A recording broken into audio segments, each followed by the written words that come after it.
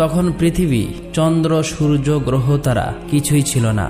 একাকী মহান আল্লাহ রব্বুল আলামিন, সমগ্র বিশ্ব জগতের প্রতিপালক মহান আল্লাহ তাআলা কলম সৃষ্টি করে কলমকে আদেশ করলেন, হে কলম তুমি লেখো। এই আদেশ পেয়ে কলম বলল, হে আমার রব আল্লাহ রব্বুল আলামিন, আমি কি লিখব?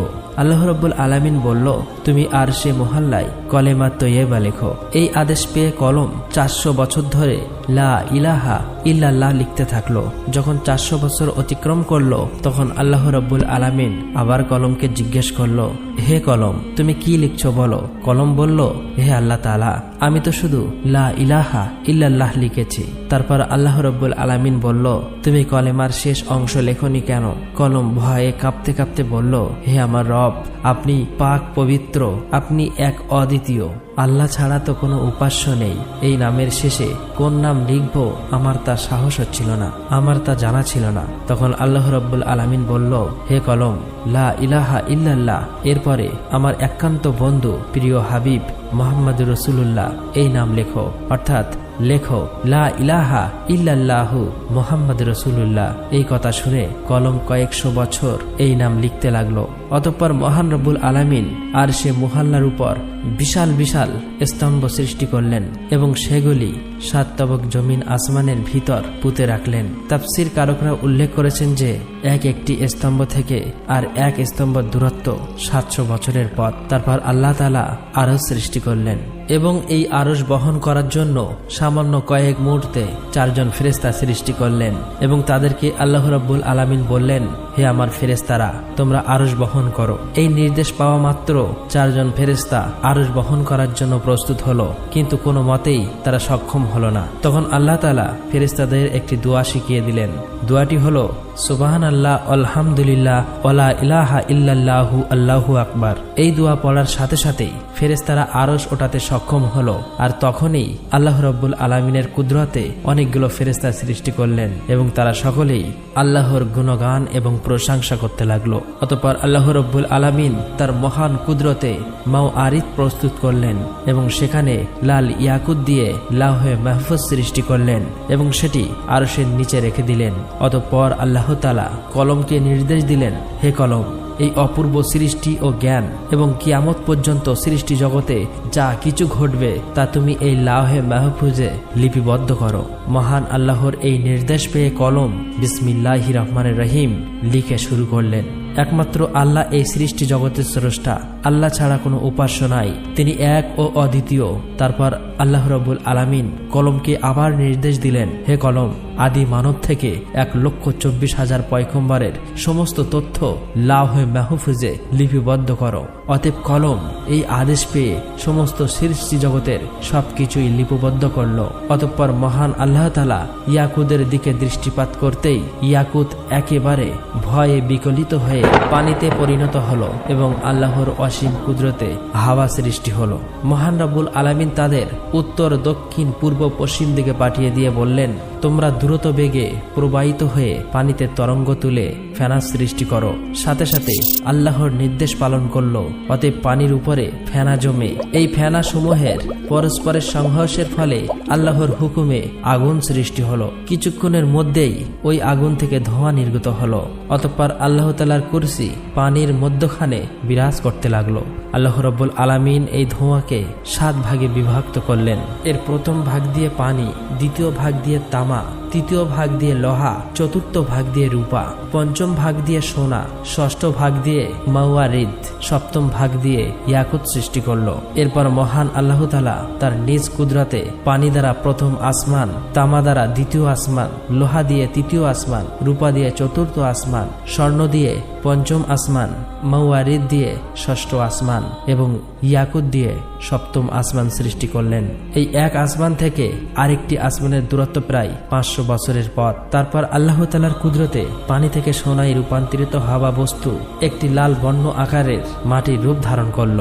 তখন আল্লাহ রাব্বুল আলামিন 4 ফেরেশতা হযরত জিবরাইল আলাইহিস সালাম, হযরত মিকাইল আলাইহিস সালাম, হযরত ইসরাফিল আলাইহিস সালাম, হযরত আজরাইল আলাইহিস সালাম ফেরেশতাকে 4 দিক থেকে টানতে বললেন। আল্লাহর নির্দেশ পেয়ে তারা সেই আদেশ পালন করল এবং সাথে সাথেই সুবিস্তৃত জমিনের রূপ ধারণ করল।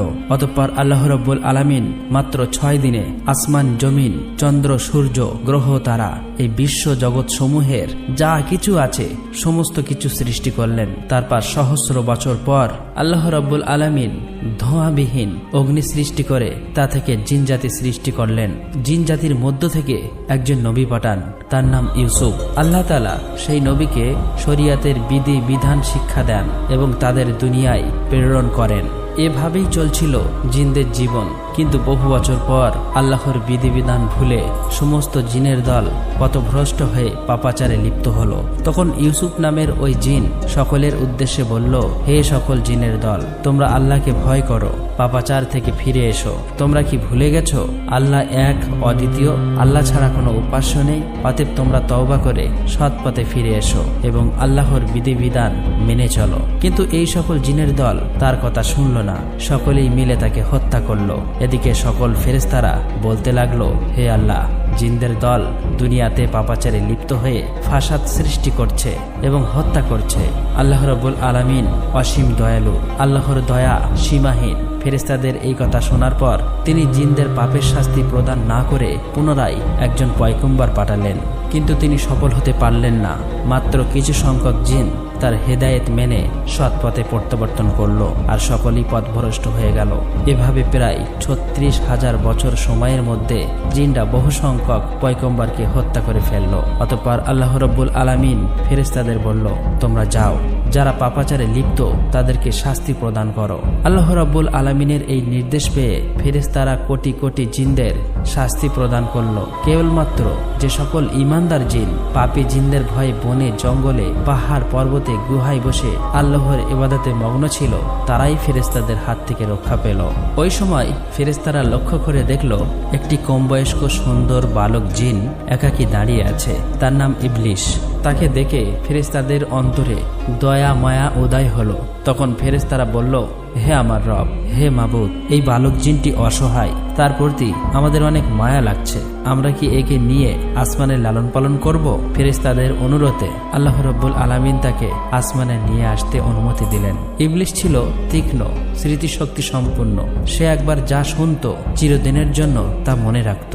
এদিকে যে সকল জিন বেঁচে গিয়েছিল তাদের বংশবৃদ্ধি পেয়ে আবার জিনদের দ্বারা এই জগৎ পরিপূর্ণ হয়ে উঠল। এদিকে ফেরেশতারা ইবলিশকে প্রথম আসমানে নিয়ে আসলো। সেখানে এসে ফেরেশতারা আল্লাহর ইবাদত বান্দাগির সমস্ত নিয়ম কানুন শিখিয়ে দিলেন। ইবলিশ খুবই অল্প সময়ে এই শিক্ষা লাভ করে দীর্ঘ 1000 বছর প্রথম আসমানে আল্লাহর ইবাদত করল। ইবলিশের আল্লাহর প্রতি ইবাদতের একাগ্রতা ও নিষ্ঠা দেখে অবাক হয়ে ফেরেশতারা বলতে লাগলো, আমরা কেবলমাত্র আল্লাহর ইবাদতের জন্যই সৃষ্টি হয়েছি। একমাত্র ইবাদতেই আমাদের শিক্ষা, ধ্যান, দীক্ষা সবকিছুই। কিন্তু কি আশ্চর্য ব্যাপার, ইবলিশ আমাদের কাছে ইবাদতের নিয়ম কানুন শিখে সে যে ইবাদত করছে তার তুলনায় আমরা কিছুই না।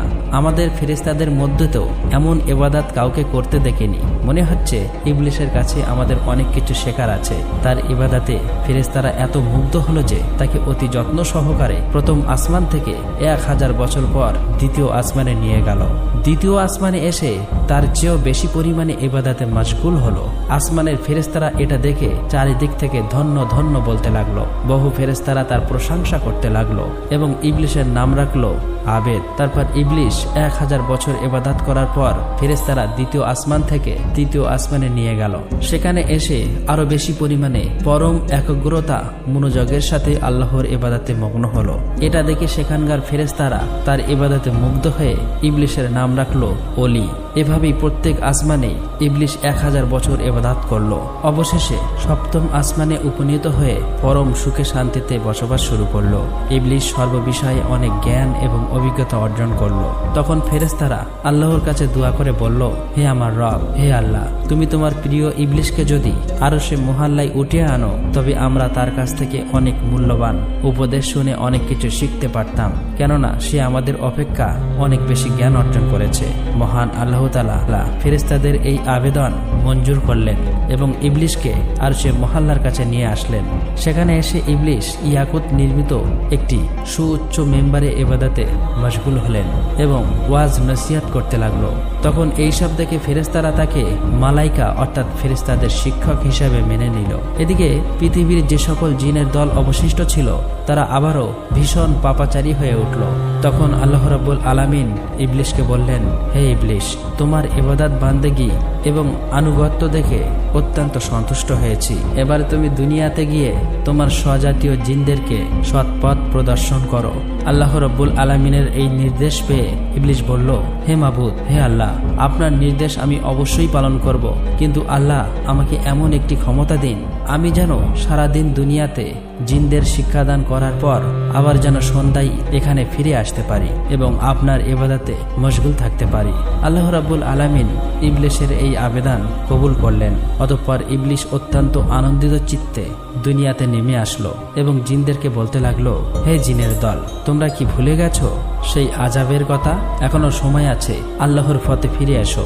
আল্লাহ ছাড়া কোনো উপাস্য নেই, পাপ কাজ ছেড়ে দিয়ে সৎ পথে ফিরে এসো। এইভাবে বহুদিন পর্যন্ত তাদেরকে হেদায়েত করতে লাগলেন।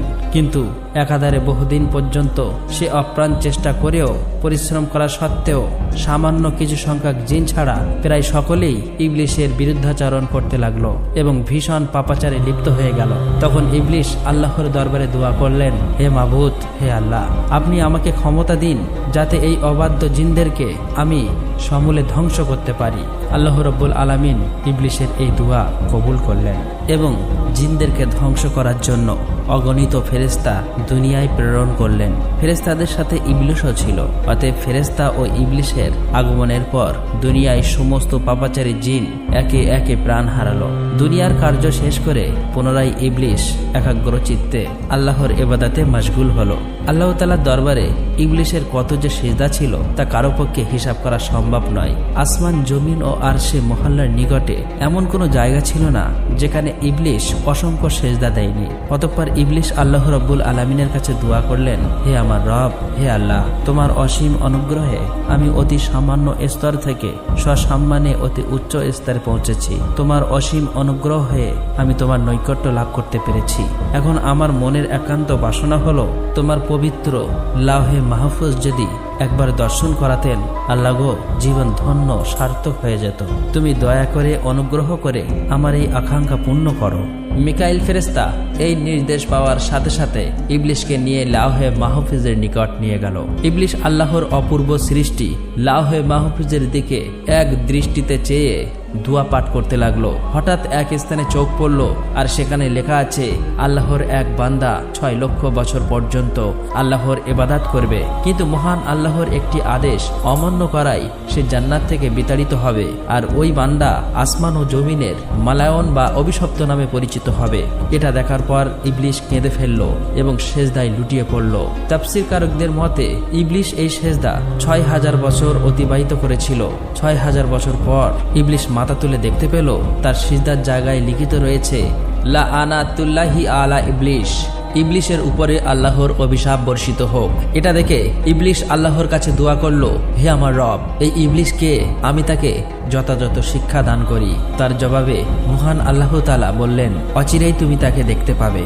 এই কথা শুনে ইবলিশ সেখানে দাঁড়িয়ে 1000 বছর পর্যন্ত পাঠ করলো, লাআনাতুল্লাহি আলা ইবলিশ, অর্থাৎ ইবলিশের উপর আল্লাহর লানত বর্ষিত হোক। এখানে উল্লেখ করা প্রয়োজন তখন ইবলিশ এই নামে পরিচিত হয়নি। এরপর আল্লাহ রাব্বুল আলামিন ইবলিশকে বললেন, হে ইবলিশ, বলতো যে বান্দা আমার অশেষ অনুগ্রহ লাভ করার পরেও আমার হুকুম অমান্য করবে তার কেমন শাস্তি হওয়া উচিত? জবাবে ইবলিশ বলল, হে আমার রব, মহান আল্লাহ রাব্বুল আলামিন এমন অকৃতজ্ঞ ব্যক্তির কঠিন শাস্তি এবং অভিশাপ বর্ষিত হওয়া উচিত। তখন আল্লাহ রাব্বুল আলামিন বললেন, তোমার এই কথাটা একটুকু টুকরো তক্তিতে লিখে তোমার কাছেই রেখে দাও, পরে তা কাজে আসতে পারে। অতঃপর এই ঘটনার বেশ কিছুদিন পর হঠাৎ একদিন ইবলিশ মনে মনে ভাবতে লাগলো, এখন ফেরেশতাদের জগতে, জিনের জগতে এমন কোনো ফেরেশতা ও জিন নেই যে আমার চেয়ে বেশি শিক্ষা লাভ করেছে। এখন ফেরেশতাদের থেকে আমার প্রভাব অতুলনীয়। আমার প্রভাব, প্রতিপত্তি ও ক্ষমতার সাথে মোকাবিলা করার মতো আর কেউ নেই। আমার মনে হয় মহান আল্লাহ রাব্বুল আলামিন সৃষ্টি জগতের পরিচালনার দায়িত্ব একমাত্র আমাকেই দিতে পারে।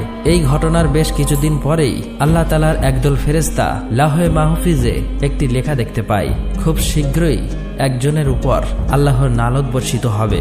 এই লেখা দেখে সমস্ত ফেরেশতাদের দল ভয়ে থরথর করে কাঁপতে লাগলো। তারা বলতে লাগলো, না জানি কে ওই হতভাগা যার উপরে এই দুর্ভাগ্য নেমে আসবে।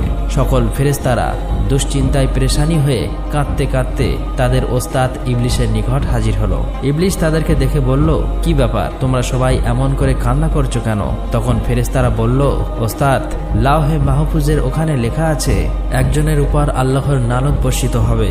আমরা এই চিন্তায় এবং ভয়ে কান্না করছি। ওস্তাদ, আপনি আমাদের জন্য দোয়া করুন যাতে আমরা আল্লাহর নালত থেকে রক্ষা পেতে পারি।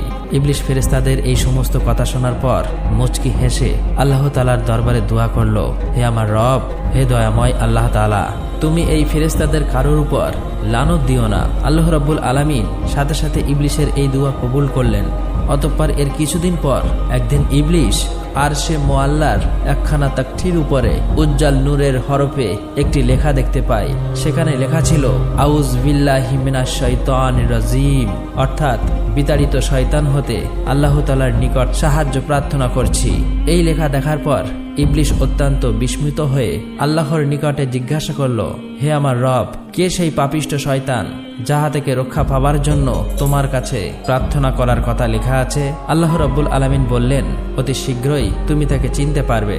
এদিকে বিপর্যয় সৃষ্টিকারী জিনদের থেকে জগৎকে মুক্ত করার পর আল্লাহ রাব্বুল আলামিন ঘোষণা করল, হে আমার ফেরেশতারা, জমিনে আমার এক নতুন খলিফা সৃষ্টি করব। এই ঘোষণা শোনার পর সমস্ত ফেরেশতার দল আল্লাহ তাআলার কাছে বললেন, হে আমার রব, হে দয়াময় আল্লাহ, আপনি কি এমন প্রতিনিধি সৃষ্টি করতে চান যে জমিনে ফাসাদ, রহজানি সৃষ্টি করবে? এর আগে যেমনটা হয়েছিল, আমরা তো আপনার পবিত্রতা ও প্রশংসা করি। তখন আল্লাহ রাব্বুল আলামিন বললেন, নিশ্চয়ই আমি যা জানি তোমরা তা জানো না। অতঃপর আল্লাহ রাব্বুল আলামিন জিব্রাইল আলাইহিস সালামকে আদেশ দিলেন, হে জিব্রাইল, তুমি যাও, জমিনের উপরি ভাগ থেকে এক মুষ্টি মাটি নিয়ে আসো। জিব্রাইল আলাইহিস সালাম এই নির্দেশ পেয়ে তখনই জমিনে নেমে আসলো। যেখানে বর্তমানে কাবা উপস্থিত, সেখানেই সর্বপ্রথম এক মুষ্টি মাটি নিতে চাইল।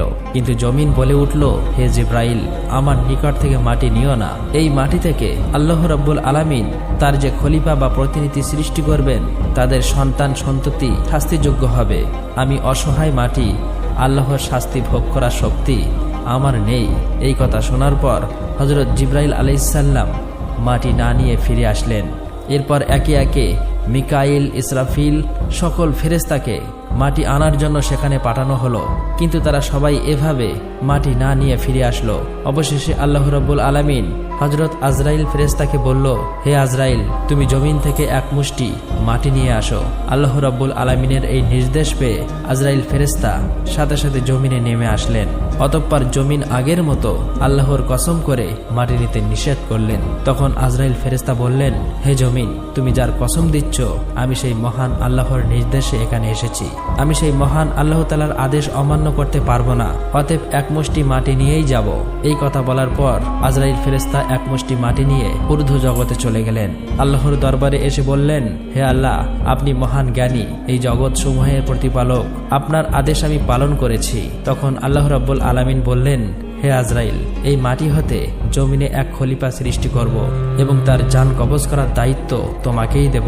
তখন আজরাইল ফেরেশতা বললেন, হে আমার রব, হে মহান আল্লাহ তাআলা, আপনি যদি এই দায়িত্ব আমাকে দেন, তাহলে আপনার বান্দারা আমাকে দুশমন ভাববে। তখন আল্লাহ রাব্বুল আলামিন বললেন, হে আজরাইল, প্রত্যেক বান্দা তার মৃত্যুবরণ করার আগে একটি ওসিলা তৈরি হবে, ফলে কেউ তোমাকে দুশমন ভাববে না। অতঃপর আল্লাহ রাব্বুল আলামিনের নির্দেশে ফেরেশতারা ওই এক মুষ্টি মাটিকে তায়েফ ও মক্কা শরীফের মাঝখানে রেখে দেন। তখন আল্লাহর রহমতের বৃষ্টি তার উপর বর্ষিত হয়। এভাবে 2 বছর সেই মাটি বৃষ্টিতে ভিজে কাদায় পরিণত হলো।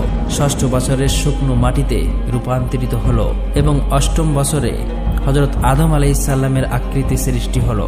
অতঃপর একদিন ইবলিশ ৭০,০০০ ফেরেশতার সাথে নিয়ে হযরত আদম আলাইহিসসালামের নিকটে এসে দেখে তার দেহপিঞ্জর মাটিতে পড়ে রয়েছে। এ সময় ইবলিশ তার প্রতি অসম্মানের দৃষ্টিতে দেখে।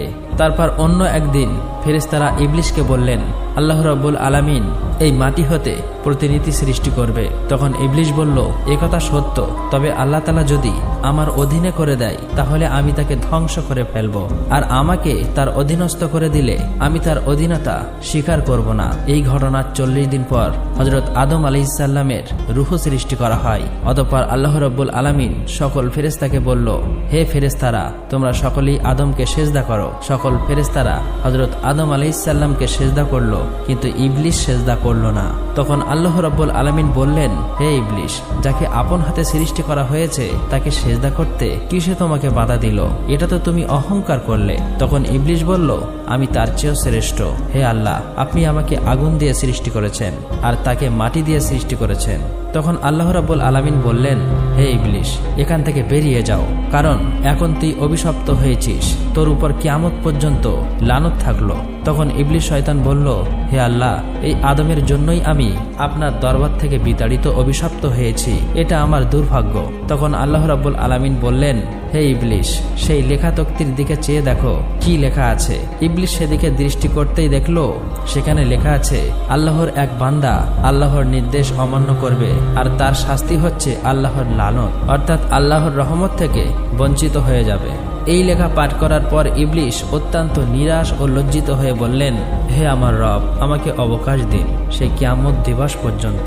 আমার দ্বিতীয় আবেদন হলো, আমাকে আদম সন্তানের মস্তিষ্কের ভিতরে প্রবেশের সুযোগ দিন আর আমাকে তাদের দৃষ্টির অন্তরালে রাখুন, যেন আমি তাদেরকে সবসময় ধোঁকা দিতে পারি। আপনার ইজ্জতের কসম, আমি তাদের সবাইকে পথভ্রষ্ট করব। তখন আল্লাহ রাব্বুল আলামিন বললেন, তোকে এবং তোর অনুসারীদের দিয়ে জাহান্নাম ভর্তি করব, তবে তাদেরকে নয় যারা ঈমানদার আল্লাহওয়ালা, যারা আল্লাহর পথে থাকবে। অতঃপর আল্লাহ রাব্বুল আলামিন ফেরেশতাদেরকে হুকুম করলেন, তোমরা হযরত আদম আলাইহিসসালামকে জান্নাতুল ফেরদাউসে নিয়ে যাও। ফেরেশতারা এই হুকুম পাওয়ার সাথে সাথেই হযরত আদম আলাইহিসসালামকে জান্নাতুল ফেরদাউসে আনলেন এবং আল্লাহ তাআলা সকল নিয়ামত দান করলেন। প্রিয় দর্শক, আপনারা যদি চান এর পরের পাঠ, তাহলে অবশ্যই আপনাদের মন্তব্য লিখে জানাতে ভুলবেন না। আর আমরা সকলেই যেন শয়তানের ধোঁকা থেকে বেঁচে থাকি, অর্থাৎ আমরা সকলেই যেন অসৎ এবং খারাপ পথ বর্জন করে আল্লাহর দেখানো পথেই চলতে পারি। আল্লাহ রাব্বুল আলামিন আমাদের সকলকে এই তৌফিক দান করুক, আমিন। আসসালামু আলাইকুম।